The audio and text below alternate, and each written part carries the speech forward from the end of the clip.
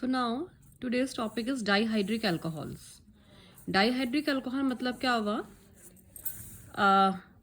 The compound containing two hydroxyl groups, ठीक है, are known as dihydric alcohol. तो alcohol पता ही है OH ग्रुप होता है. यदि दो होते हैं तो क्या कहलाते हैं? डाइहाइड्रिक अल्कोहल्स कहलाते हैं. And they are also known as glycols. कुछ compounds are known as glycols. कौन से? जिनमें क्या होता है आपका जो डाइहाइड्रिक अल्कोहल है उसमें क्या होता है आपका जो OH है वो यदि एडजेसेंट कार्बन में होते हैं, ऐसे और ऐसे, एक OH यहाँ पर दूसरा OH उसके बगल वाले कार्बन से, तो this type of compounds are known as glycols. क्यों कहा जाता है ग्लाइकॉल्स? क्योंकि जो ये कंपाउंड्स होते हैं dihydric alcohols, 1,2 dihydric alcohol, because ये क्या होते हैं आपके स्वीट इन टेस्ट, ठीक है, और ग्लाइकस मीन्स होता है स्वीट, इसलिए इनको उस बेस पे क्या कह दिया जाता है आपका ग्लाइकॉल्स कहा जाता है. तो ग्लाइकस एक ग्रीक वर्ड है जिसका मतलब है स्वीट. तो जो ये डाइहाइड्रिक अल्कोहल है 1,2 डाइऑल्स जो होते हैं वो क्या कहलाते हैं आपके ग्लाइकॉल्स कहलाते हैं, ठीक है. नेक्स्ट पॉइंट, जो जैम डाइऑल, जैम समझ में आता है, यदि दो OH एक ही कार्बन से अटैच होंगे तो this is known as gem diol. और यदि दो OH एडजेसेंट कार्बन से अटैच रहेंगे तो this is known as vicinal diols, ठीक है. तो जो जैम डाइऑल का मतलब क्या हुआ? एक ही कार्बन से दो OH अटैच होंगे. तो this type of compounds are unstable in nature. कैसे होते हैं? Usually these compounds are unstable in nature.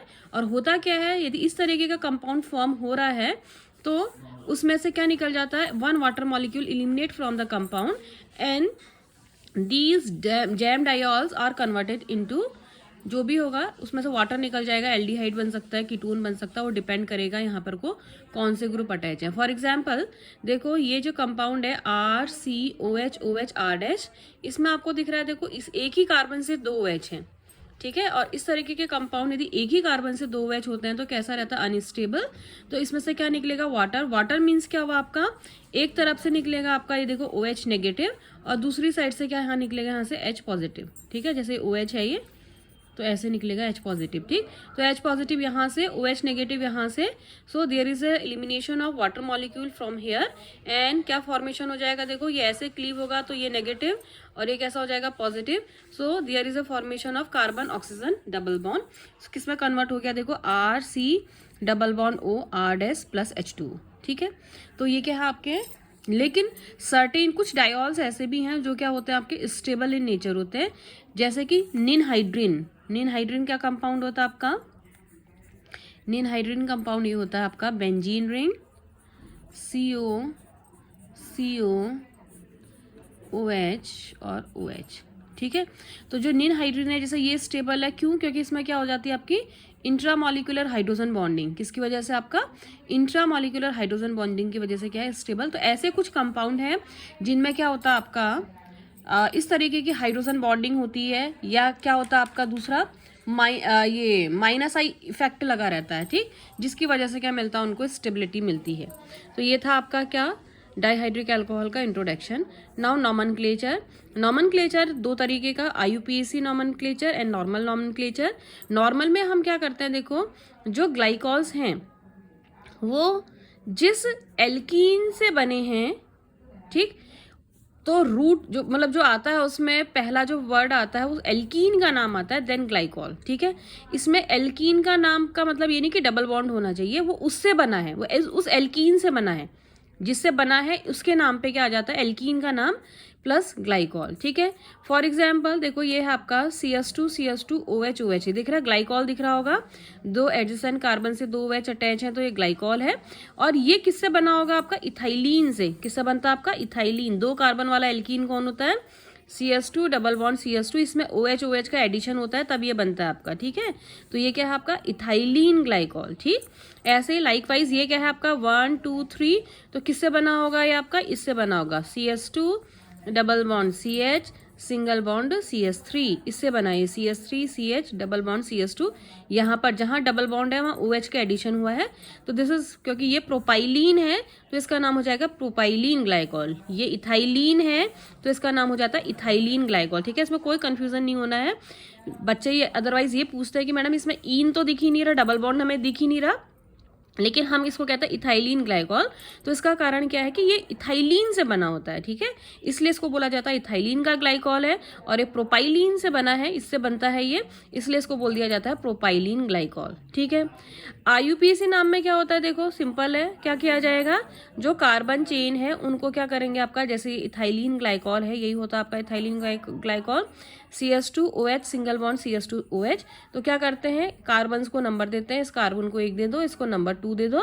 तो क्या होता है आपका, पहले नंबर आएंगे, MN मतलब है नंबर, ठीक है। तो 1 2, M की जगह 1 और N की जगह 2, तो 1,2 हाइफन, फिर एल्केन का नाम, कितने कार्बन का है ये 1 2, आईयूपीएसी में एल्केन का नाम लिखा जाता है, तो इथेन और डाई, 2 ऑल हैं तो डाई ऑल, ठीक। तो आईयूपीएसी नेम में क्या है आपका, इसका पहले नंबर लिख देंगे, जैसे फॉर एग्जांपल इसका नाम हो जाएगा 1,2 और 1,2,2 कार्बन वाला एल्केन कौन होता है आपका, इथेन डाई ऑल, ठीक है। नेक्स्ट आपका मेथड ऑफ प्रिपरेशन कैसे बनाया जाता है, सबसे पहले आपका हाइड्रोक्सिलेशन मेथड, ठीक है। हाइड्रोक्सिलेशन मेथड पे किसके साथ रिएक्शन की जाती है, एल्कीन की cold alkaline solution of KMnO4 के साथ रिएक्शन की जाती है, ठीक है। किसके साथ, पोटेशियम परमैंगनेट के साथ रिएक्शन की जाती है, किसकी, एल्कीन की। ये हमने एल्कीन के केस में पढ़ा था, जब एल्कीन की किसके साथ रिएक्शन की जाती है, KMnO4 के साथ रिएक्शन की जाती है या बेयर्स रिएजेंट के साथ रिएक्शन की जाती है, तो क्या करता है ये आपका, ये एक OH यहाँ जोड़ देता है, एक OH यहाँ जोड़ता है, जिसको बोलते हैं हाइड्रोक्सिलेशन प्रोसेस, ठीक है। तो क्या हुआ, देखो ये एल्कीन है, KMnO4 के साथ, कोल्ड KMnO4 के साथ रिएक्शन करी, एक OH यहाँ एडिशन हो गया, एक OH यहाँ हो गया, क्या बन गया, जो भी ये एल्कीन होगा उसका ग्लाइकॉल बन जाएगा। इथाइलिन होगा तो इथाइलिन ग्लाइकॉल, प्रोपाइलिन होगा तो प्रोपाइलिन ग्लाइकॉल, ब्यूटाइलिन होगा तो ब्यूटाइलिन ग्लाइकॉल बन जाएगा, ठीक है। इसके अलावा cold alkaline solution of KMnO4 के अलावा क्या एक चीज़ और यूज़ की जाती है, क्या यूज़ की जाती है, ऑस्मियम टेट्रा ऑक्साइड, OSO4, ठीक है। तो ऑस्मियम टेट्रा ऑक्साइड भी क्या करता है आपका, पहले तो उसका ऑस्मियम सॉल्ट बनाता है और बाद में किस में कन्वर्ट हो जाता है, वो डाइऑल में, ठीक है। तो ऑस्मियम टेट्राऑक्साइड भी होगा, तो जहां भी डबल बॉन्ड होगा वहां OH ऐड हो जाएंगे, ठीक है। तो या तो KMnO4 लिखा हो वाटर के साथ, या क्या भी लिखा रह सकता है, ऑस्मियम टेट्राऑक्साइड OSO4, क्लियर। तो क्या बनेगा आपका, जैसे फॉर एग्जाम्पल ये क्या है आपका, साइक्लोपेंटीन। साइक्लोपेंटीन की किसके साथ रिएक्शन कर रहे हैं, KMnO4 के साथ रिएक्शन कर रहे हैं, तो एक OH यहाँ आ जाएगा, एक OH आ जाएगा, डबल बॉन्ड किस में कन्वर्ट हो जाता है आपका, सिंगल बॉन्ड में कन्वर्ट होता है। फिलहाल इसकी मैकेनिज्म यहाँ नहीं लिखनी है, ये हमने फर्स्ट ईयर में थी, तो फिलहाल ये समझना है कि कैसे बनाया जाता है, या तो KMnO4 और वाटर या ऑस्मियम टेट्राऑक्साइड से, ठीक है। एक मेथड बनाने की ये है। सेकेंड इसको बनाने की मेथड क्या है, क्या है सेकंड, देखो एल्कीन का पहले क्या बना दिया जाता है, इपॉक्साइड बना दिया जाता है, ठीक है। तो एल्कीन का इपॉक्साइड कैसे बनाते हैं, एल्कीन की किसके साथ रिएक्शन कर देते हैं, ऑक्सीजन के साथ करते हैं, in the presence of silver catalyst, ठीक है। या किसके साथ भी कर सकते हैं, इसके अलावा एक कंडीशन और होती है, पर एसिड से, कैसे भी बनता है आपका पर एसिड, जैसे कि एसिटिक पर एसिड। एसिटिक एसिड क्या होता है जानते ही, एसिटिक एसिड का CH3COOH, तो पर एसिड है तो क्या हो जाएगा OOH, ठीक है। तो क्या होता है आपका, जब एल्कीन का ऑक्सीजन के साथ silver as a catalyst use किया जाता है तो इसका इपॉक्साइड बन जाता है। इपॉक्साइड्स किसे कहते हैं आपका, 3 membered cyclic ethers are known as epoxide. कहीं भी इस तरीके की मॉइटी दिखाई दे, C और O, तो 3 मेंबर दिख रहा है, साइक्लिक दिख रहा होगा, और क्या है, ईथर, ऑक्सीजन के इधर और उधर कार्बन होने पे क्या कहलाता है, ईथर। तो 3 मेंबर्ड साइक्लिक जो ईथर होते हैं वो क्या कहलाते हैं आपके, epoxide. 3 membered cyclic ethers are known as epoxide. तो ये क्या है आपका, देखो एल्कीन की किसके साथ रिएक्शन करते हैं, ऑक्सीजन के साथ, सिल्वर के प्रेजेंस में गर्म करते हैं, तो इसका क्या बन गया, इपॉक्साइड। इपॉक्साइड मतलब क्या होता है, जहां पर डबल बॉन्ड होता है जिन जिन कार्बन्स की मिडिल में, वहां पर क्या आ जाएगा, ऑक्सीजन आ जाता है, तो 3 मेंबर्ड साइक्लिक ईथर बन जाता है। सो दिस इज इपॉक्साइड। और जो इपॉक्साइड बनता है इसका क्या कर देते हैं आपका, हाइड्रोलिसिस करते हैं, ठीक है। क्या कर देते हैं, हाइड्रोलिसिस। कैसी कंडीशन में करते हैं, एसिडिक कंडीशन में, in the presence of a drop of H2SO4। तो क्या हो जाएगा, इसके साथ करेंगे तो ये चेन ऐसे खुल जाएगी, एक तरफ क्या आ जाएगा, वाटर का हाइड्रोलिसिस कर रहे हैं तो एक जगह OH आ जाएगा, सॉरी H पॉजिटिव, और दूसरी तरफ OH नेगेटिव। तो ये ऐसे क्लीव होगा, तो ये नेगेटिव होगा तो क्या आ जाएगा इसमें H, तो ये किस में कन्वर्ट हो जाएगा, OH में, और ये OH कहाँ चला जाएगा, इस कार्बन से, ठीक है। तो किस में कन्वर्ट हो जाते हैं फिर आपके ग्लाइकॉल्स में कन्वर्ट हो जाते हैं, ठीक। नेक्स्ट इनकी फिजिकल प्रॉपर्टी, तो सॉलिबिलिटी क्या है आपका, हमें पता ही इसमें क्या है फिर आपका OH ग्रुप है, तो OH ग्रुप होंगे तो कैसे होंगे, वाटर सॉल्युबल होंगे। और यदि हम नॉर्मल अल्कोहल से कंपेयर करें तो नॉर्मल एल्केन से ज़्यादा वाटर सॉल्युबल होता है। क्यों? क्योंकि इसमें कितने हाइड्रोजन है, OH है, 2 OH है, 2 OH होंगे तो हाइड्रोजन बॉन्डिंग की पॉसिबिलिटी बढ़ जाएगी। तो सॉल्युबिलिटी इनकी वाटर में ज़्यादा होती है as compare to normal alcohol, ठीक है। इनके जो मेल्टिंग पॉइंट और बॉइलिंग पॉइंट होंगे हाई होंगे। क्यों होंगे high? Due to intermolecular hydrogen bonding, ठीक है। क्योंकि OH है, OH हमने पहले बता चुके हैं अल्कोहल के केस में क्या करता है, हाइड्रोजन बॉन्डिंग करता है, सेम यहाँ भी करेगा, ठीक है। तो क्या होंगे, जो मॉलिक्यूल्स हैं वो आपस में एसोसिएट हो जाएंगे, एग्रीगेट हो जाएंगे due to hydrogen bonding. That's why their melting point and boiling point like physical जो प्रॉपर्टीज होती हैं वो कैसी होती हैं, हायर होती हैं, ठीक है। नेक्स्ट है आपका केमिकल प्रॉपर्टीज। तो केमिकल प्रॉपर्टीज में क्या है आपका, जो ये कंपाउंड है आपके, इनकी जो केमिकल प्रॉपर्टीज होती हैं, ठीक है, इसमें कौन सा ग्रुप है, OH ग्रुप है, तो सिमिलर होती है जैसे कौन सा हमने नॉर्मल अल्कोहल के केस में पढ़ा था, उसी तरीके की रिएक्शन यहाँ पर को देते हैं, ठीक है।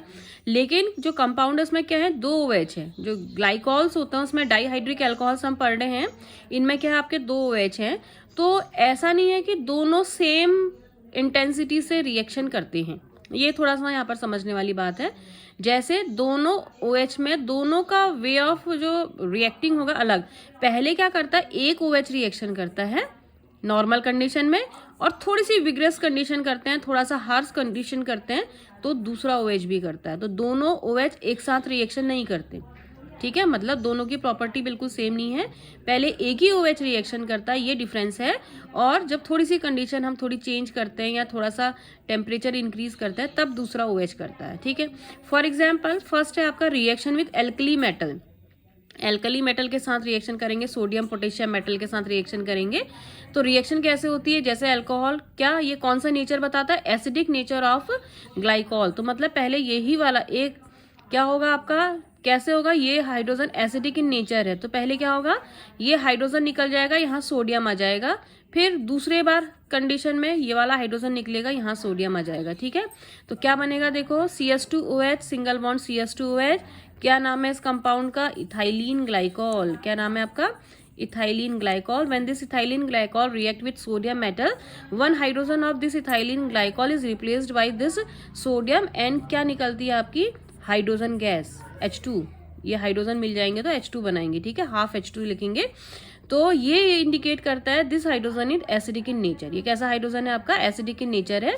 तो क्या बन जाएगा, CH2ONa यहाँ आ जाएगा, CH2OH ऐसा ही रह जाएगा। तो 50 डिग्री पे क्या होता है आपका, सिर्फ एक ही हाइड्रोजन रिएक्शन करता है and monosodium salt of ethylene glycol बन जाएगा, ठीक है। कैसा, एक ही सोडियम आया है तो क्या बन गया, CH2ONa single bond CH2OH। And at 100 degree Celsius temperature, यदि इतना टेम्परेचर करते हैं तो सेकेंड OH, ठीक है, ये रिएक्शन करता है एंड हाइड्रोजन फिर यहाँ से एलिमिनेट हो जाएगी एंड नाइट्रोजन यहाँ पर आ जाएगा। तो क्या बन जाएगा, CH2ONa सिंगल बॉन्ड CH2ONa। तो डाई सोडियम सॉल्ट बनता है। हम पहले बता चुके हैं कि दोनों OH 50 डिग्री पे, मतलब दोनों जो OH हैं वो सेम इंटेंसिटी से रिएक्शन नहीं करते, 1 by 1 रिएक्शन होती है। पहले एक जगह रिएक्शन करता सोडियम और टेम्परेचर हाई करने पर दूसरी जगह रिएक्शन होती है।